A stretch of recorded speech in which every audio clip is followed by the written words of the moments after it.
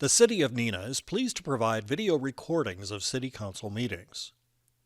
Neenah residents can get information about City Council meetings, City Committee meetings, meeting agendas, and other documents from the City website, www.neenahgov.org. Neenah residents can express their opinions about city issues by contacting the mayor's office, contacting their city alderman, or completing the electronic feedback form on the city website. All public portions of the meetings are recorded in entirety and are not edited.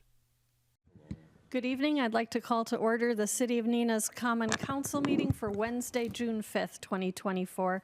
The first item on the agenda is the roll call. The clerk will call the roll. Please indicate your presence on your roll call device. Alderman Boyette. Here. Erickson. Here. Hillstrom. Here. Ellis. Here. Weber. Here. Paulnow. Here. Steiner. Here. Lundrum. Here. And Borchard. Here. Alderman Steiner will lead us in the Pledge of Allegiance.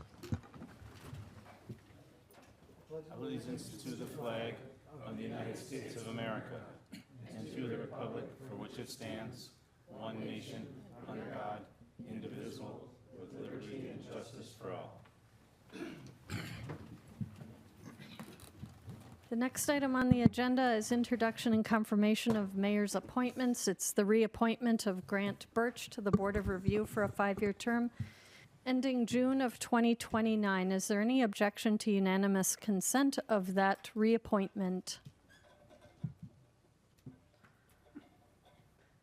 Seeing none, Grant Birch is reappointed to the Board of Review for a 5-year term ending June 2029. He is not here this evening, but will be sworn in the clerk's office.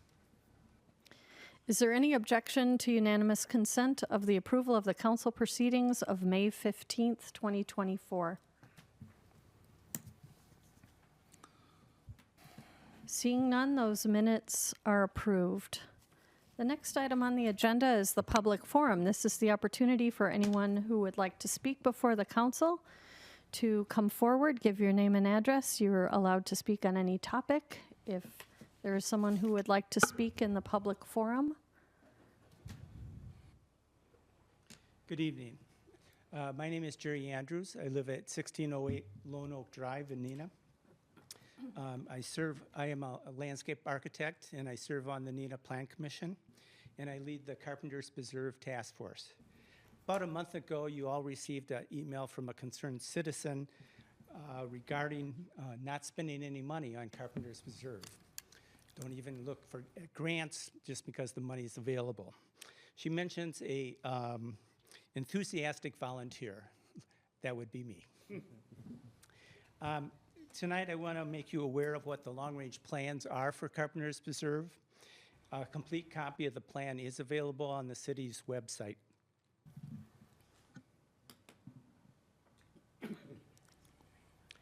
Carpenters Preserve is 107 acres. It is the largest park in the city of Neenah. The original plan was done in 2002. It included a nature center, asphalt trails, tower. Nothing happened with that plan. A remaster plan was adopted last year by Park and Rec. 3 basic goals: recreation, reclamation, and restoration are needed in order to accomplish a healthy and a great place to be.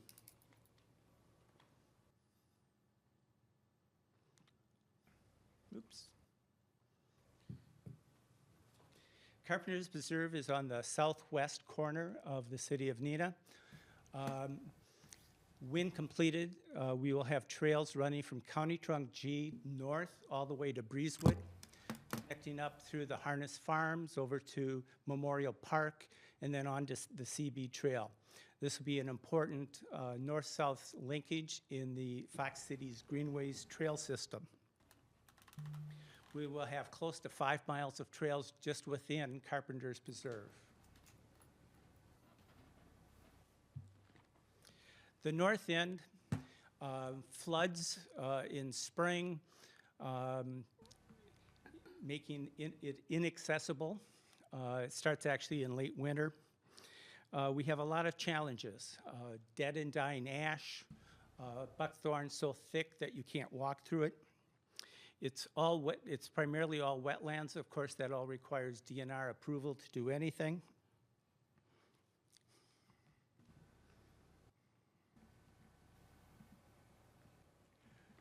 The playground on Pendleton is actually in about the center of the park. The land to the north of that big open green space is actually owned by the Neenah Public Schools. They have no intention of ever building there. At some point, we're sure that that will be sold and developed.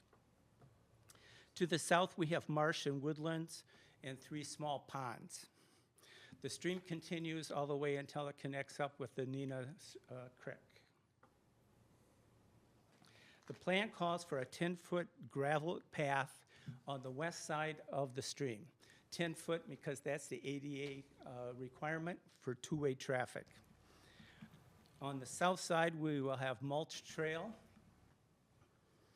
and we will be working on restoring the stream to its original location. At one point, the farmer straightened out the stream, and this created the flooding problem we have to the north. And that kind of a project that the DNR really does like us to do. There will be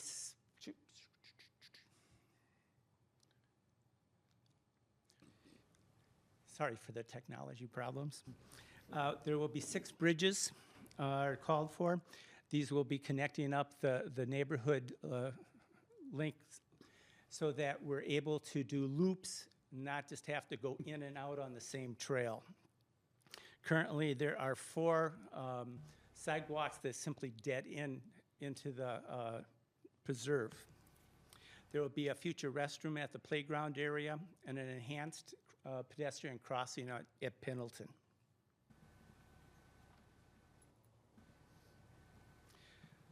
On the south side, we have plans for boardwalk. Until we put that in, we will be mowing in the trails once it dries up enough.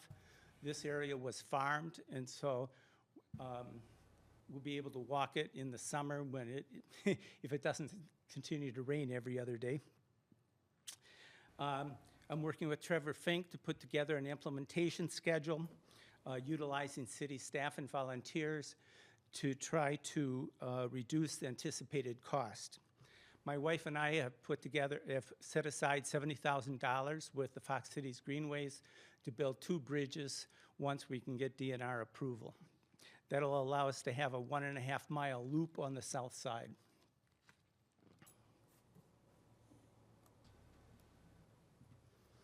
Carpenter Preserve will be a different form of recreation and adventure.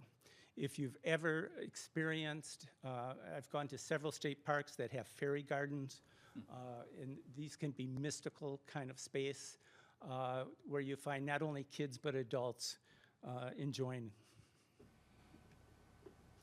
This sort of activity already exists out there and occurs. And in the future, this could be much more of a nature-driven kind of program.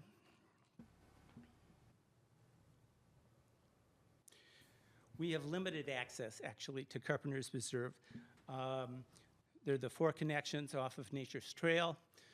We have a planned trail off of Pendleton on the south side, running along the dike on the stormwater retention pond that's there, to an overlook that'll overlook the pond, the largest of the 3 ponds that's there, and then connect up to the other trails on the south side. But before any of that can occur, we have to go in and remove the dead and dying ash and remove the buckthorn. This is going to be a very disruptive kind of activity. This is a multiple-year process. Going in and removing the buckthorn mechanically with a big forestry mower. And then the second year, we're going to get a lot of regrowth from the roots and from the seed bed. We have to either keep mowing it again and probably doing some herbicide control as well to get it under control. Even then, we will have to have constant vigilance to control the buckthorn that is brought in from birds. It's important that the community understands what this process is, why we have to do it, and especially the neighbors. Communication is very critical. Once that is accomplished, then we can begin the restoration and planting of native species and spring ephemerals, trilliums, mayapples, wood violets. My goal is to get the kids in the woods and to have a healthy forest and marsh.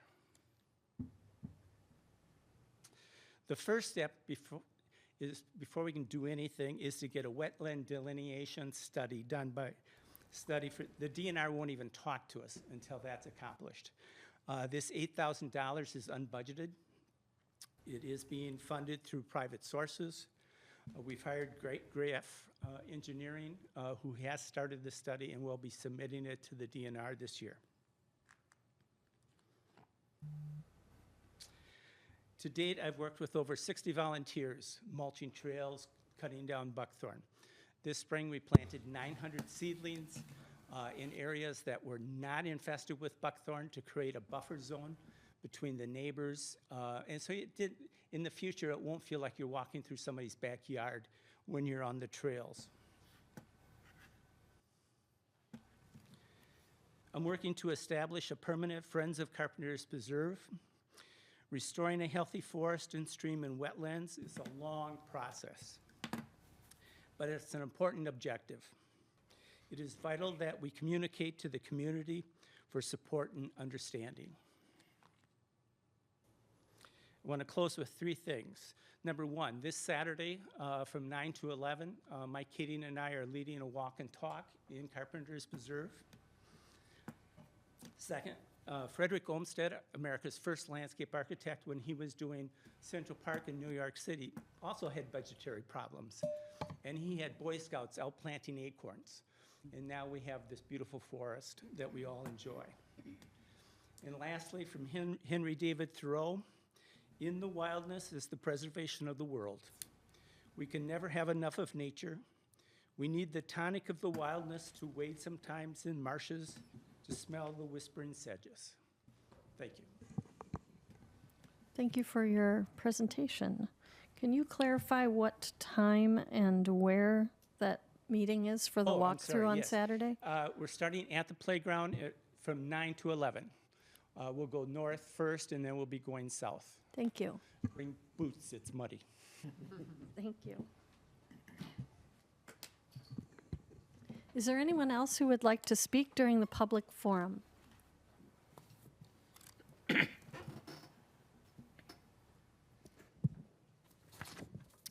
Hi there. My name is Martin Loescher. I live at 432 South Lake Street.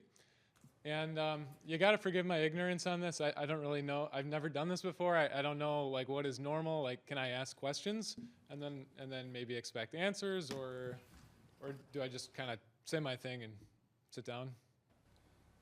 It's kind of the say what you would like to say, Okay. and then we can decide whether it will be discussed. Gotcha. Thank you.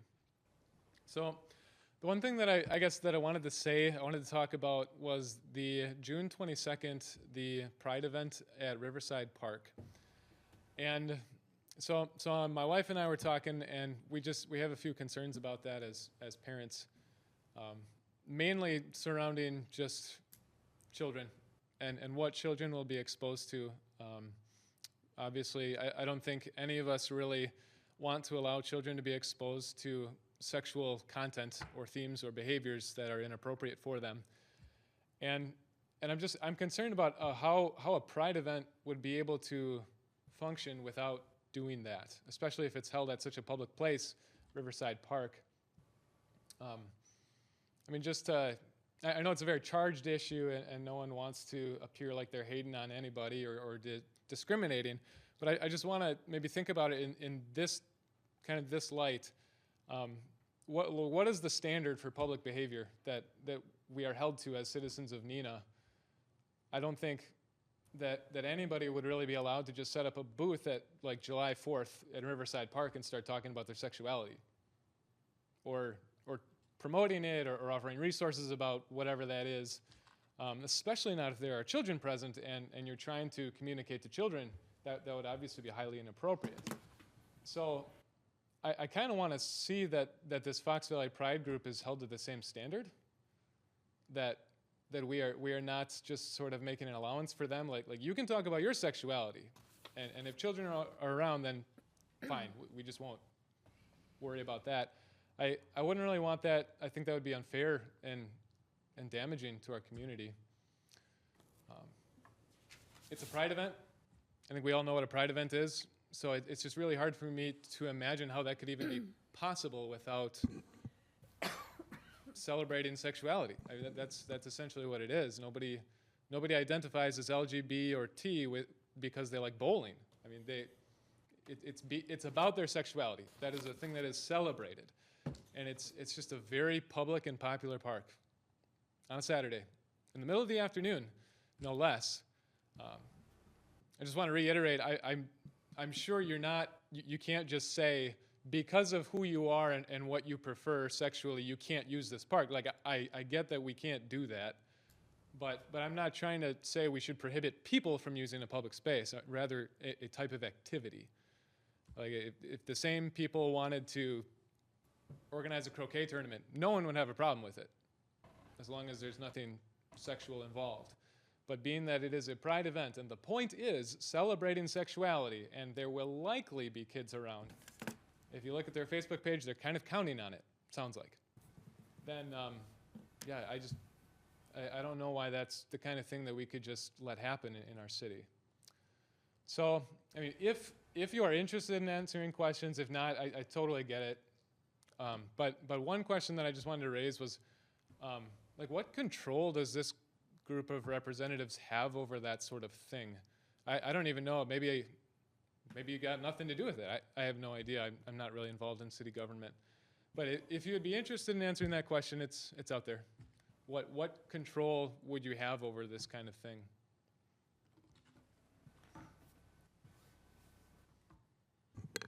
Thank you for your comments. Okay. Appreciate them.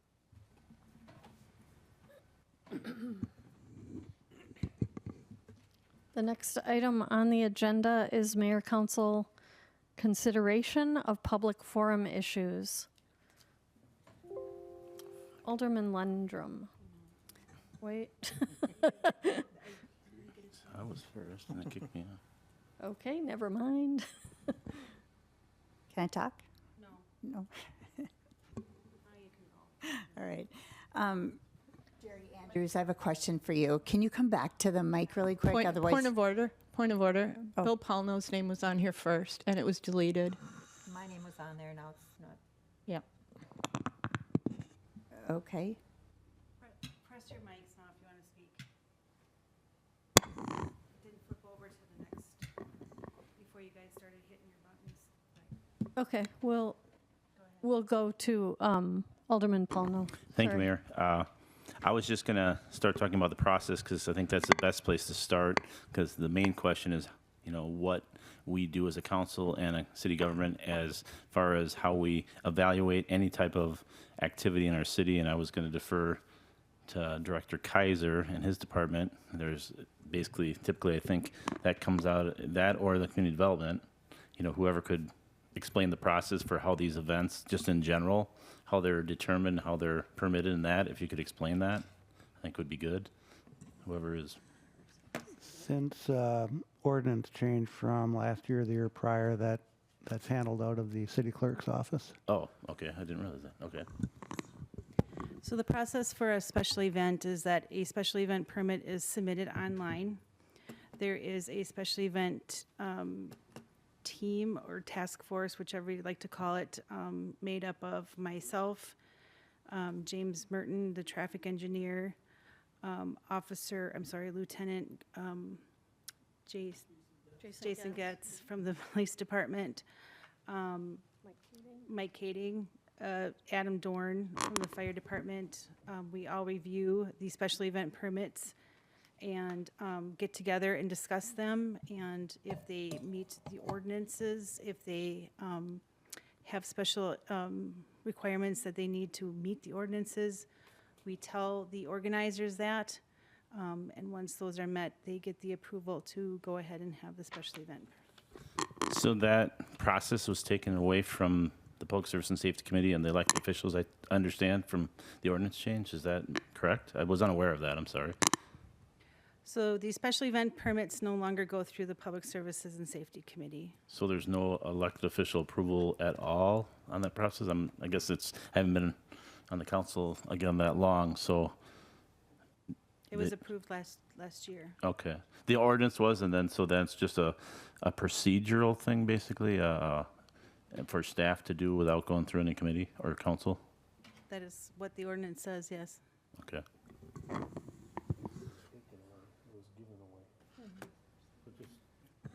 Just to clarify the point, it wasn't taken away. The council gave it away. The ordinance did go through the procedure to approve ordinances. So it did go through Public Services and Safety, and it did go through the council. Okay. Alderman Erickson? Thank you, Mayor. I have a couple questions to ask about the Carpenter Preserve presentation. The first thing that I would like to say is, maybe this is for Director Kaiser. It was my understanding that we approved a study as the council to study Carpenter Preserve. Is that correct? That would have come through the Parks and Rec Department.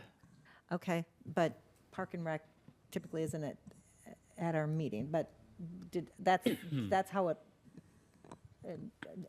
am I Yeah, right on that? council certainly would have needed to act in order to allow funding for a study.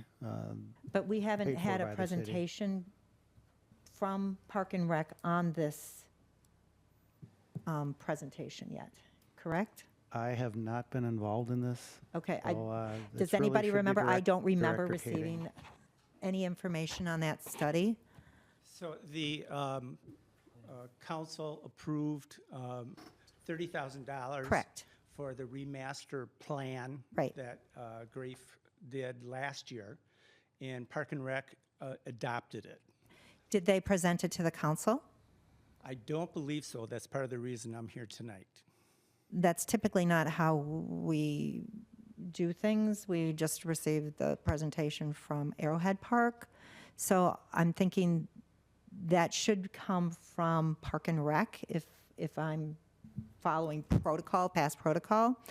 And you had referred to an email that we would have received. I don't remember receiving it, and I reached over and talked to Alderman Boyette, and she didn't remember receiving it from this lady on this. So I don't know what you're referring. That went to 3rd District. Okay, so it didn't go to all of the aldermen? No. So that would be, we're in different Okay. districts, so that's not correct. I guess before we would proceed with anything, and I really appreciate all your efforts and all your time in doing this, I think we should receive a review from Park and Rec on the master plan.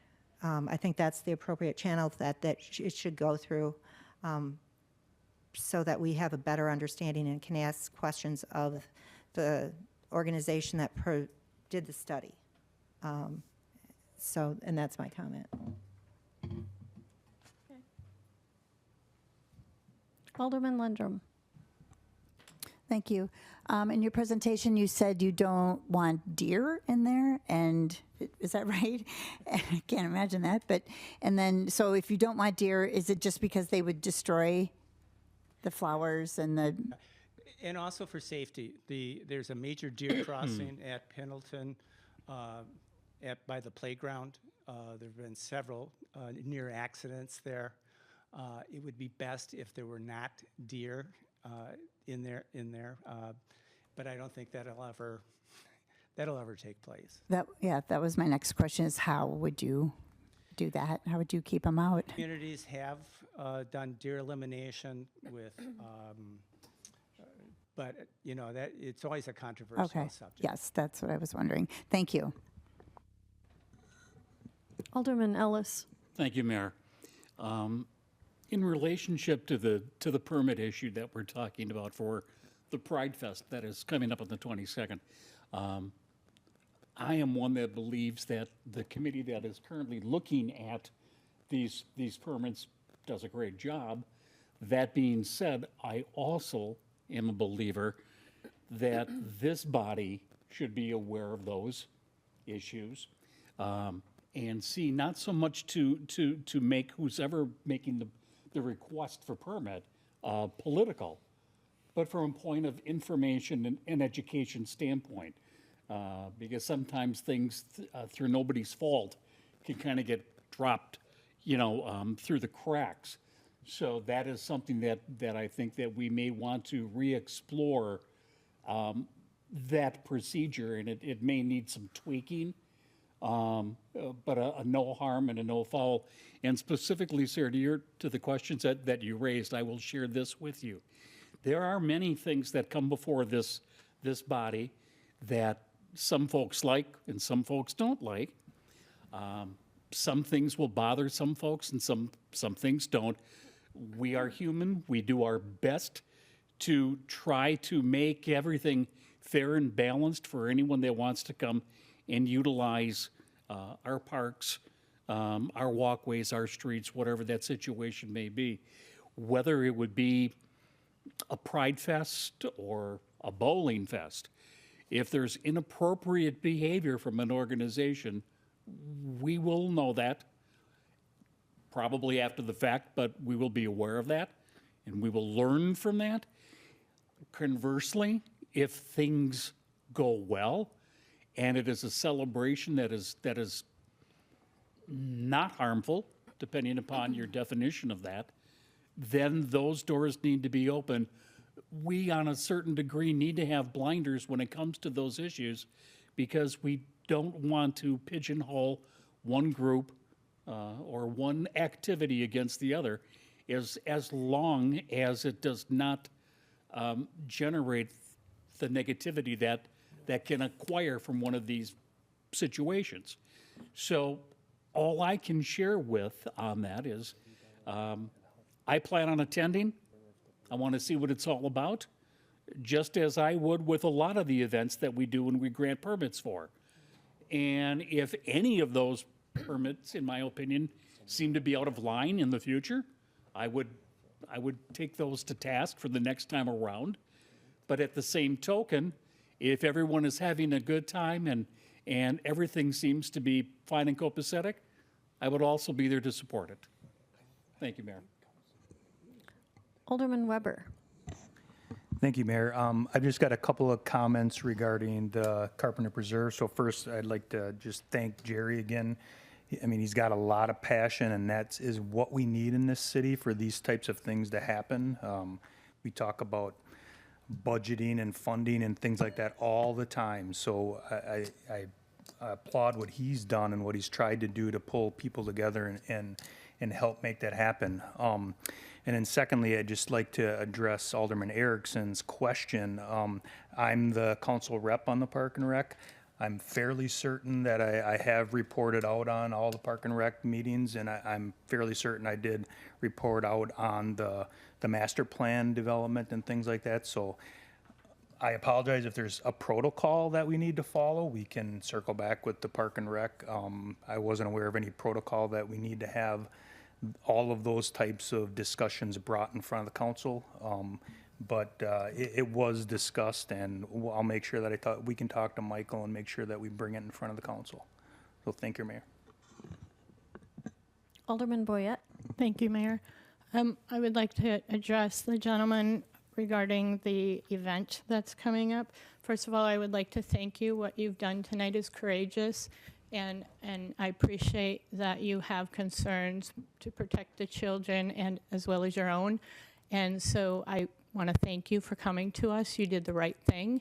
I'm not sure I have an answer for you, but I do know that in the past when this process did come before a committee rather than how it happens now. I know that we received written documents from police, fire, Park and Rec, different department heads, and they would give us their opinion of how this would affect the community, this event, street closures for businesses, fire, et cetera, and so forth. So perhaps maybe if we could get that information from the gentlemen and ladies that are on that committee, along with the city clerk, maybe that could help answer some of the questions you had, because it would have input from the police department. And our chief is here this evening. I don't know if he has something that he could share with you to maybe help settle some uncertainty in your mind, but that might be worth a shot. Chief, do you have anything you can add as far as how the police feels on this event, and maybe could help settle some of his concerns?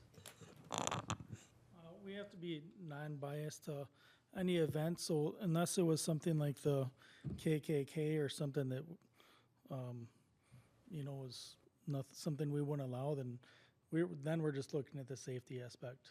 So we won't deny anything unless it's, KKK or something like that. So whether it's a pride event or a bowling event, we're just there for the safety of the citizens. So we can't be biased towards any group. So.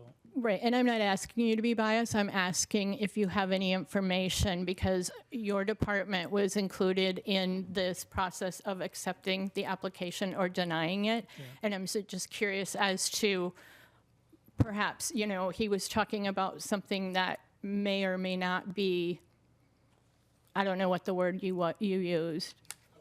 Appropriate for children, and at that case, if there is, like, what then?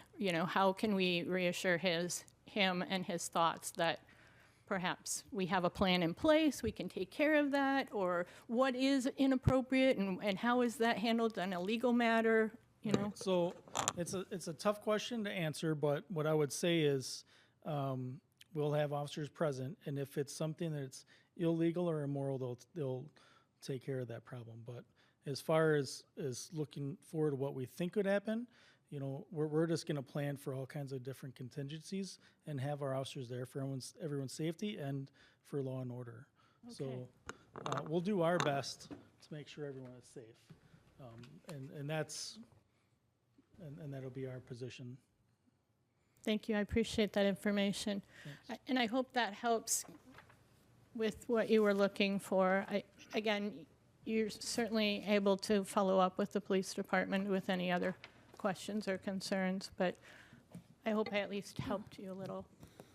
Thank you.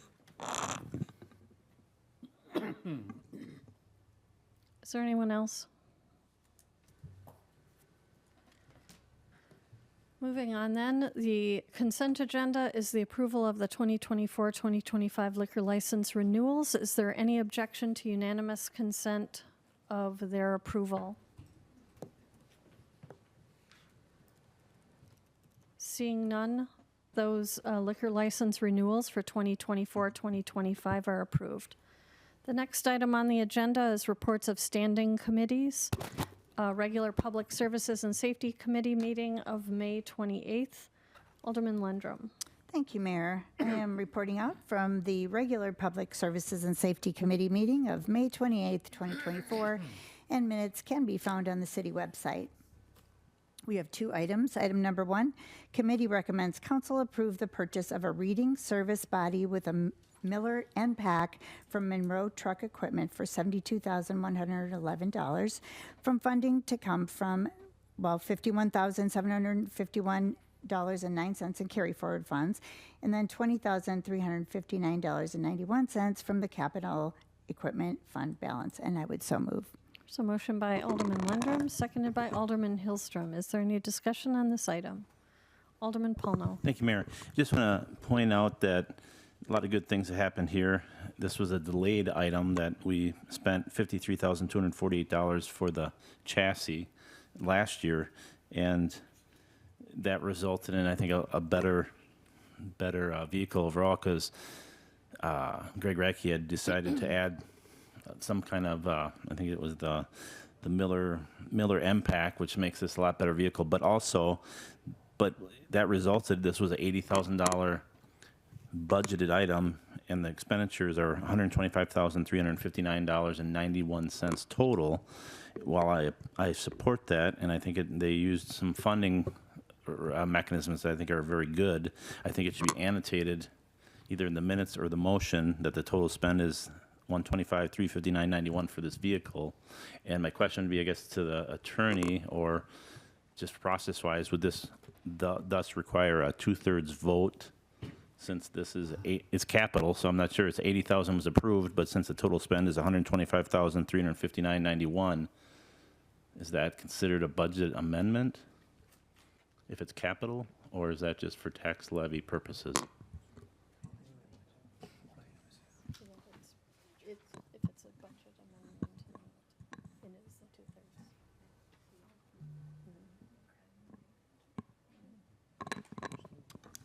This would require a 2/3 vote. Okay, and also would this require to reflect the total dollar amount? Would we have to just put that in the minutes, or would this motion have to be adjusted? Because we're spending the money now, but the total spend is 125. So would it be adequate just to include that in the minutes?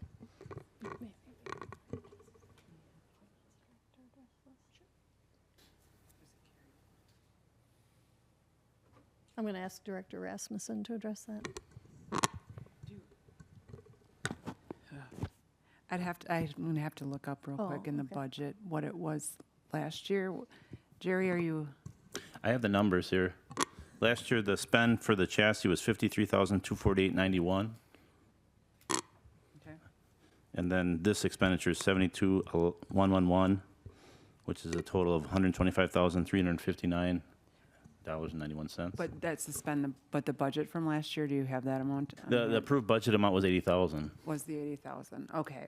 So Then, yes, it would be the 2/3 that we would have to approve for that. And then your other question was? Asking for the motion to be adjusted to reflect that. Yes, because that's the motion I made out of committee, that, 125,000, then I spelled out the funding source. And I'm a supportive of this, because to cut it short, it's a much better truck than we got originally, I believe. And it's going to give them much more flexibility to do a lot of other things. So, Alderman Lendrum, are you I'm fine. acceptable with amending that Yes. motion in that regard? And Alderman Hillstrom? All right, we'll just make that change. thank you. Any other discussion?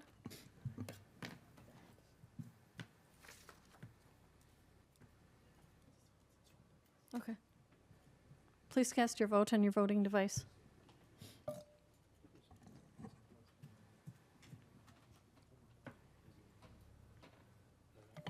That motion passes 9-0.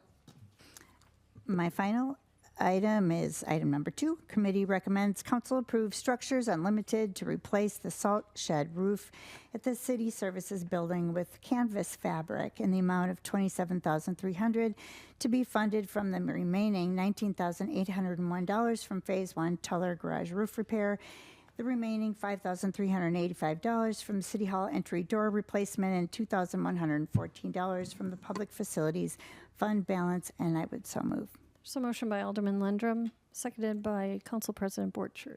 Is there any discussion on this item? Seeing none, please cast your vote on your voting device. That motion passes 9-0. And that's the end of my report. Thank you for your report. Special Finance and Personnel Committee meeting of June 5th. Chairman Erickson. Thank you, Mayor. Reporting out from the Special Finance and Personnel Committee meeting of June 5th, 2024. Item number 1, consideration of committee recommendation on ordinance 2024-09, amending ward map to comply with legislative district boundaries and recent annexations, and I so move. It's a motion by Alderman Erickson, seconded by Alderman Steiner. Is there any discussion? Seeing none, please cast your vote on your voting device. That motion passes 9-0.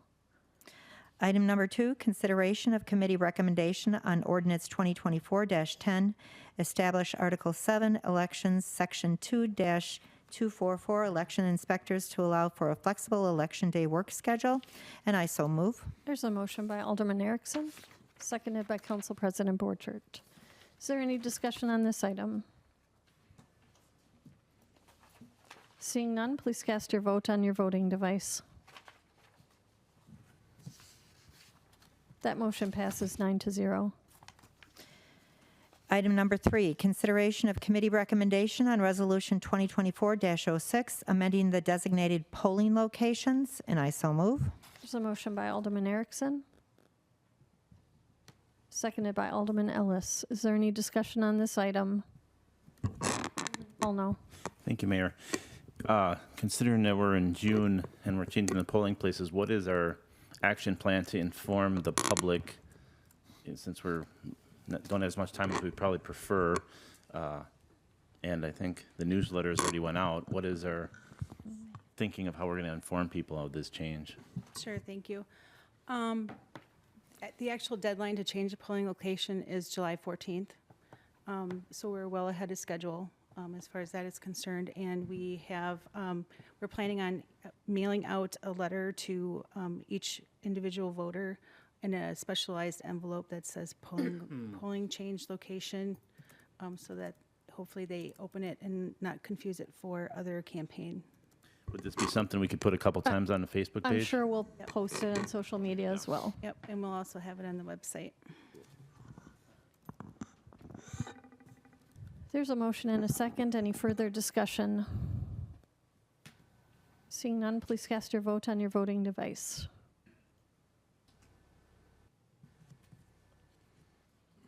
That motion passes 9-0.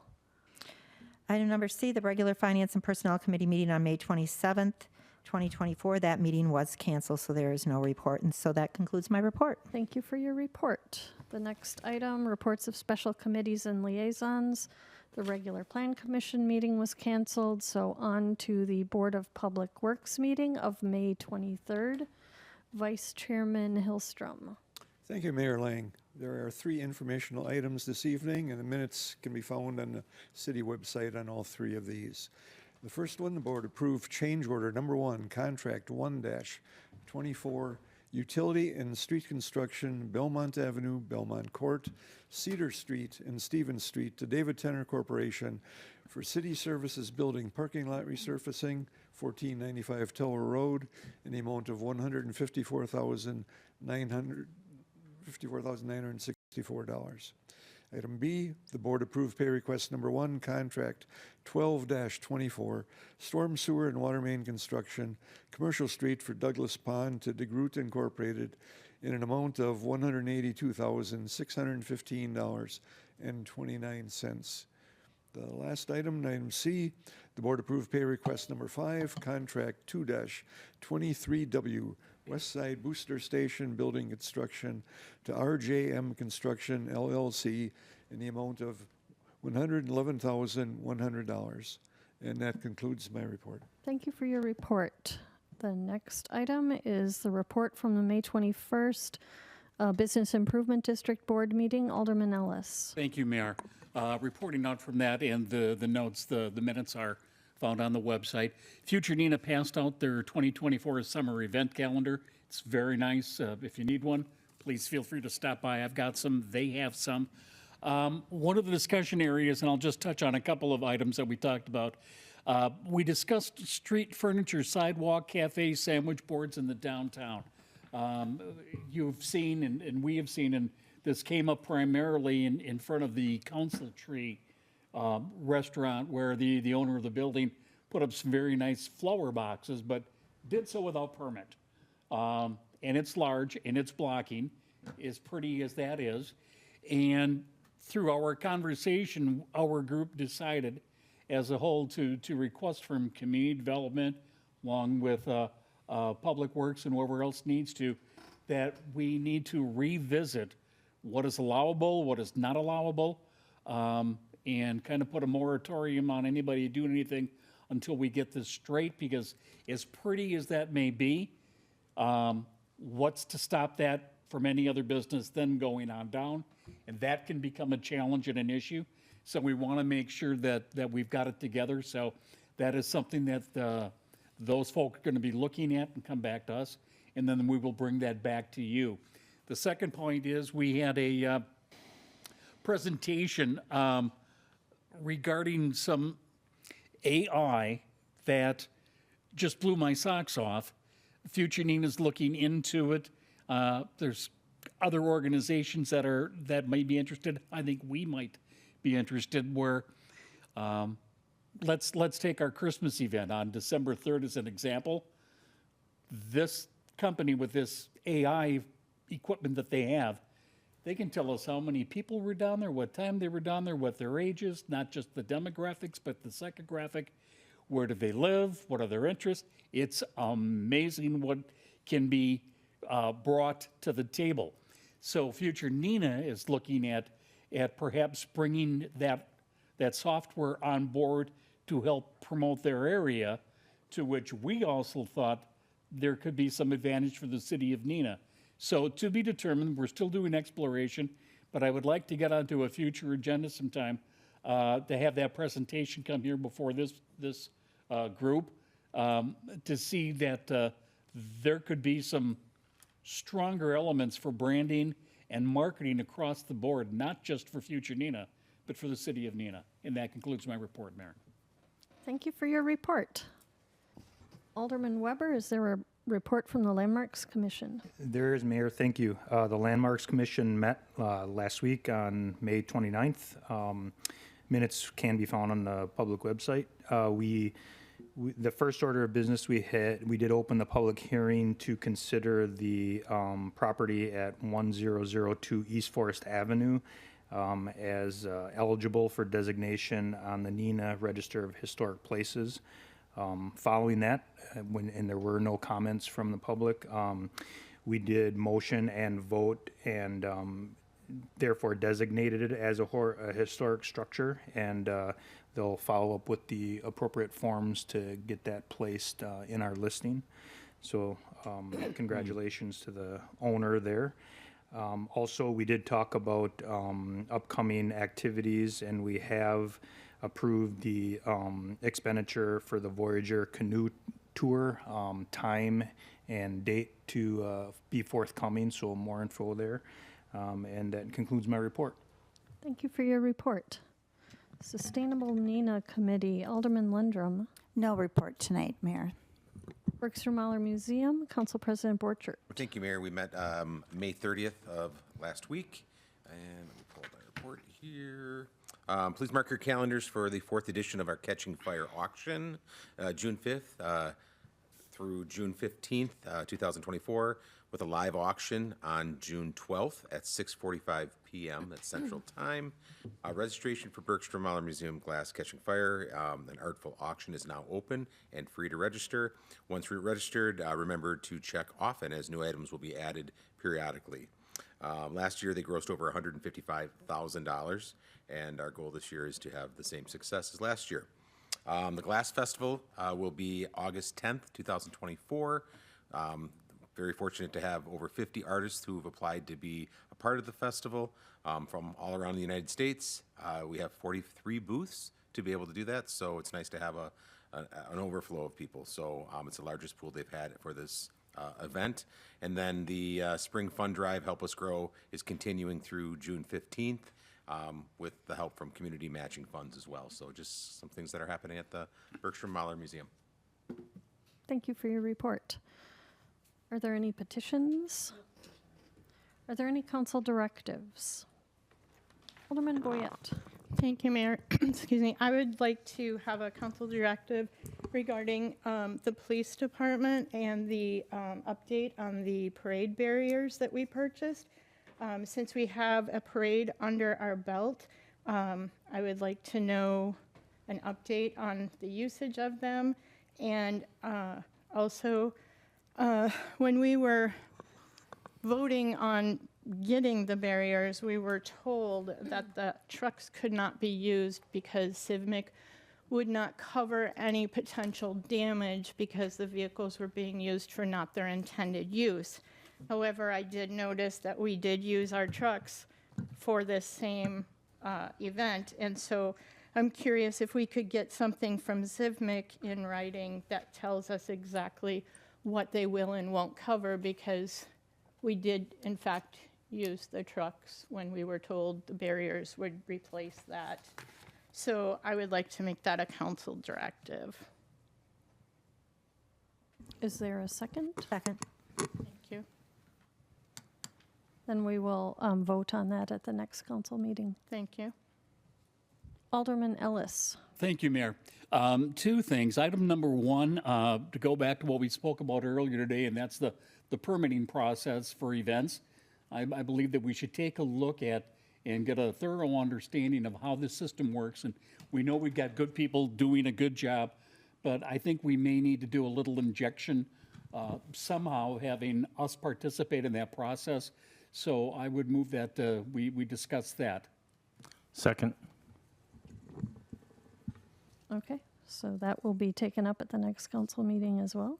Thank you, Mayor. My last one, folks, and allow me a minute. It's been 40 years approximately since this city council has looked at the issue that I'm about to bring up, and that is beer and wine licenses for convenience stores. I sat on the city council when we basically issued a moratorium against allowing that. At that same token, we also then allowed no alcohol in any of the Neenah parks or in the downtown area. And there was just cause on some groups' behalf in those days. There was not as much education as there has been over the past 4 decades. All right. And so I believe that after 40 years, it is time that we relook at that issue from a couple of standpoints. First of all, it's, in my opinion, by not allowing it, and I'm not trying to cast a vote one way or the other tonight, is to say, you know, we have some businesses that are basically, we're being told, no, you can't play with everybody else. And I think that if we had a history over 40 years of people abusing where they get their alcohol and where they drink it within the taverns or a grocery store or whatever, we would have heard about it, we'd know about it, and we'd be patting ourselves on the back for 40 years of making sure that doesn't happen. I believe now is the time, with the education that we've had, things have changed, and the market has become a little more competitive from a city standpoint, that for all of those reasons, I believe that we should re-explore this issue, and I would so move. Second. That's not all We second like at our beer and once. wine. Who are we giving the second to? Dan? I'll acquiesce. Alderman Steiner. Okay, we will have that on the next council meeting as well. Alderman Polno. Just a process question. As I understand council directives, it's a first and a second, and then 2 weeks later, the alderman whose directive it is will come back with verbiage and specifics of what they want done. Is that still? Yes. Okay, thank you. Any other council directives? Any unfinished business? Any new business? If not, could I get a motion to go into closed session? Second. There's a motion and a second to go into closed session. All those in favor, say aye. Aye. Are there any opposed? We will now go into closed session. The City of Neenah is pleased to provide video recordings of City Council meetings. Neenah residents can get information about City Council meetings, City Committee meetings, meeting agendas, and other documents from the City website, www.neenahgov.org. Neenah residents can express their opinions about city issues by contacting the mayor's office, contacting their city alderman, or completing the electronic feedback form on the city website. All public portions of the meetings are recorded in entirety and are not edited.